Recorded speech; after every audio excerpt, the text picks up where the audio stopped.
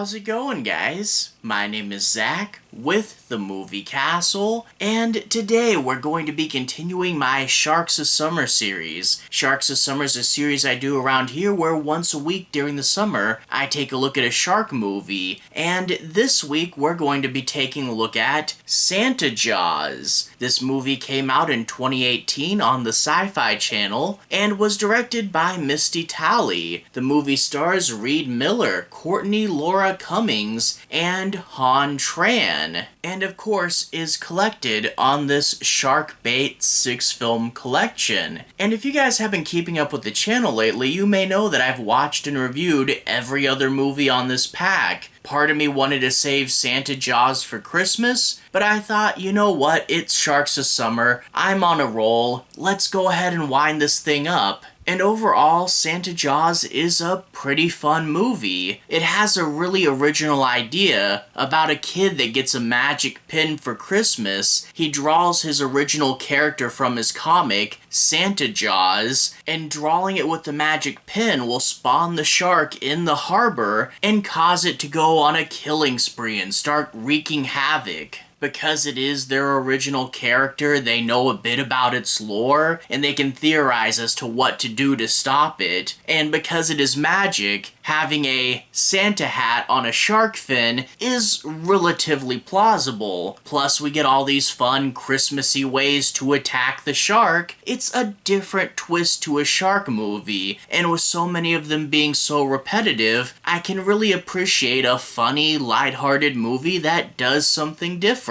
Now, I don't want to oversell it. This is a low-budget, made-for-TV movie after all. A lot of the humor is fairly basic, and if your character doesn't have a strong gimmick, you might fade into the background a little bit. Like, for real, the mom, dad, and older brother really don't have much to do in this movie. And also, outside of that core concept of the magic pin and the comic book coming to life, the rest of the plot is fairly standard and straightforward and kind of underwhelming. We gotta run to the water, now we gotta run back to the comic book shop again. And okay, we have our weapons, just throw them in the water, try to get the shark. I really wish the plot had a little bit more going for it. And also, this is Christmassy, but it's not absolutely drenched in sugar like I like a Christmas movie to be. You can tell they probably shot this during the summer. There's not near enough decorations. It's not near over the top and in your face Christmassy. And I get we're in a beach town, but boy, I do wish we had snow here. But, you know, whatever. It still is a pretty fun, pretty different shark movie. And if you guys like cheesy little shark movies,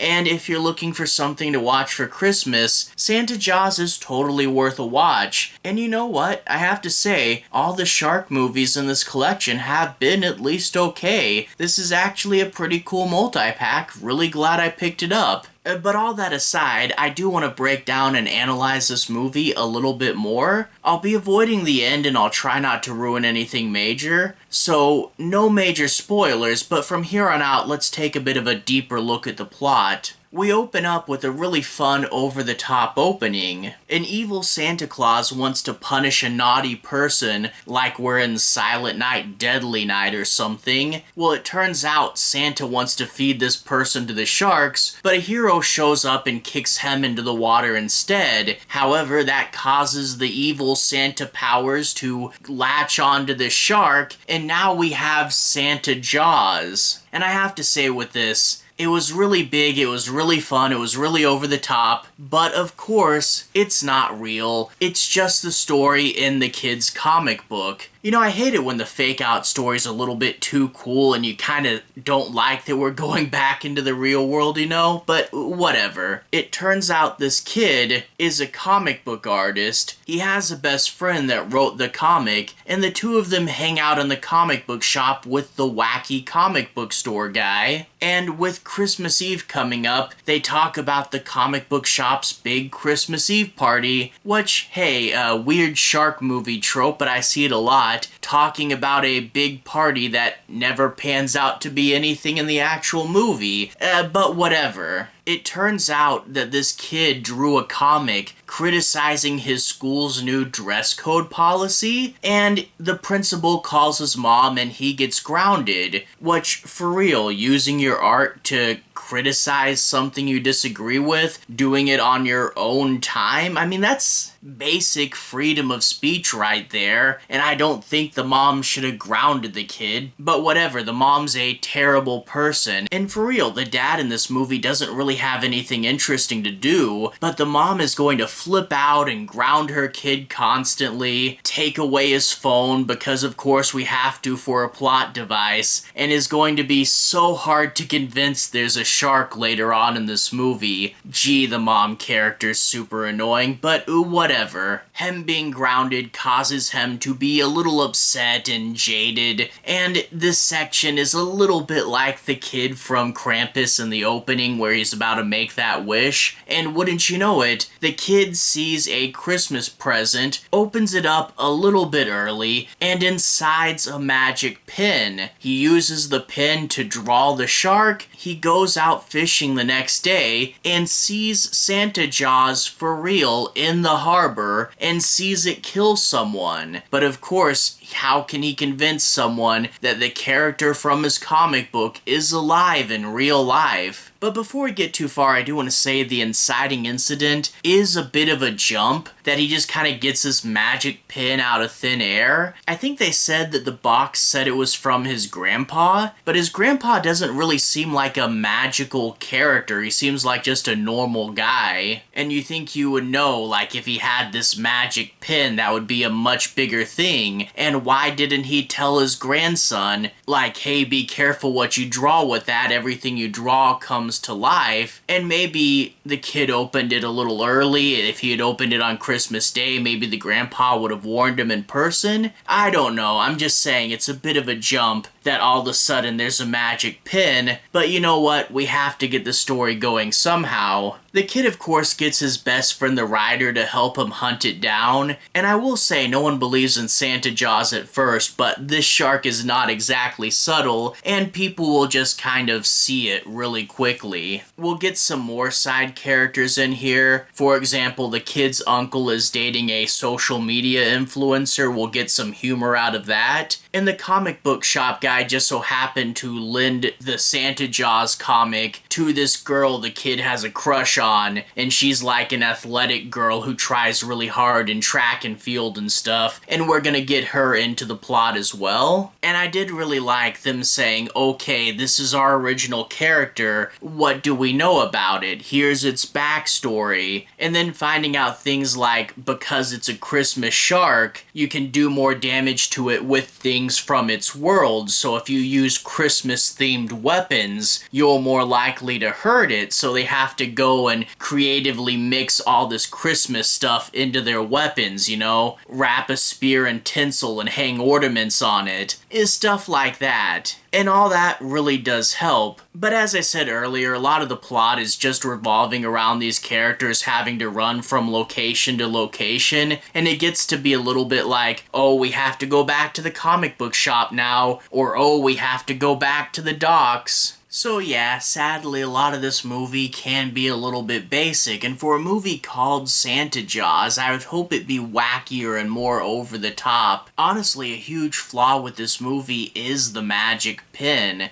It takes them quite a while to figure out that the pin is magic, and even when they do, they don't do near enough with it. I mean, for real, this movie could have been over in like 2 minutes if you just drew Superman and had him swoop in and kill Santa Jaws. Once they realize the magic pin works, they still go through the trouble of building things that they could have just drawn. And I get that's probably more of a budgetary issue. You can only afford to do so much, but I do wish we had been a little more creative and pushed it a little farther. So overall, this movie is lighthearted enough, it is fun enough, and it is a really original concept. A lot of the humor is kind of basic. The plot doesn't really go much of anywhere, so it's not the best thing ever. It doesn't really reinvent the wheel, and I do wish we pushed this movie just a little bit farther. But whatever, as I said, it still is fun and it still is original. And how many other movies are you going to see a shark with a little Santa hat on its fin anyway? So yeah, I can recommend it. It's just not the best thing ever or anything, but still pretty fun. Anyway though, all that being said, to everyone who's watched so far, thank you for watching. To everyone who's liked and subscribed, thank you. You really are helping the channel out. I'll leave a relevant playlist on the bottom. This should be my Shark Bait 6-film collection. If you want to see me review every other movie in this pack, feel free to click right here and see more. Anyway, have a good day. I'll see you guys again very, very soon. Playlist here.